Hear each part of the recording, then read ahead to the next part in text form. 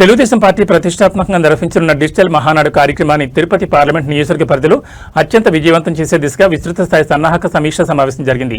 ఈ సమావేశానికి ముఖ్య అతిథిగా విచ్చేసిన తిరుపతి జోనల్ కోఆర్డినేటర్ దామచర్ల సత్య డిజిటల్ మహానాడు నిర్వహణ ఏర్పాట్లపై నాయకులతో కూలంకుషంగా చర్చించి దిశానిర్దేశం చేశారు. ఈ కార్యక్రమంలో పార్టీ సీనియర్ నేత సోమిరెడ్డి, తిరుపతి పార్లమెంట్ అధ్యక్షురాలు పనబాక లక్ష్మి, తొడా చైర్మన్ డాలస్ దివాకర్ రెడ్డితో పాటు పార్లమెంట్ పరిధిలోని పలు అసెంబ్లీ నియోజకవర్గాల ఎమ్మెల్యేలు, నియోజకవర్గ ఇన్ఛార్జీలు పాల్గొన్నారు. డిజిటల్ మహానాడును విజయవంతం చేయడానికి ప్రతి నియోజకవర్గంలో నాయకులు, కార్యకర్తలు ఒకరికొకరు సమన్వయంతో పనిచేయాలని దామచర్ల సత్య పిలుపునిచ్చారు. ఈరోజు చాలా సంతోషం.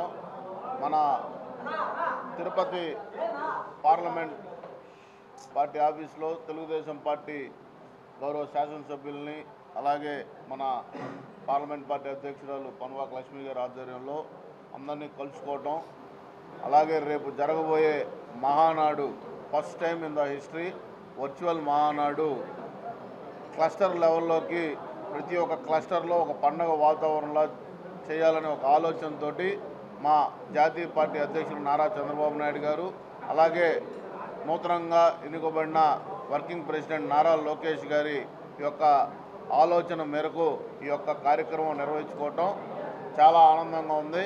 ప్రతి ఒక్క క్లస్టర్లో కూడా ఇది ఒక పండగ వాతావరణంలాగా దీన్ని చేయటం, దీన్ని ఎలాగా ఏర్పాటు చేయాలి అన్ని క్లస్టర్లతోటి ఈరోజే మీటింగ్ పెట్టుకోవడం, తిరుపతి పార్లమెంట్లో ఉన్న అన్ని క్లస్టర్లతోటి మీటింగ్ పెట్టుకొని దీన్ని ఏ విధంగా ఈ యొక్క సమ్మర్ టెంపరేచర్స్ కూడా ఎక్కువ ఉన్నాయి, దానికి ఏమేమి జాగ్రత్తలు తీసుకోవాలి అవన్నీ అందరూ ఇన్ఛార్జీలు కానీ అందరం మాట్లాడుకొని ఒక టీం వర్క్ తోటి ఈ ప్రోగ్రాం బాగా గ్రాండ్ సక్సెస్ చేయాలన్న ఒక ఆలోచనతో అందరం ముందుకెళ్తున్నాం.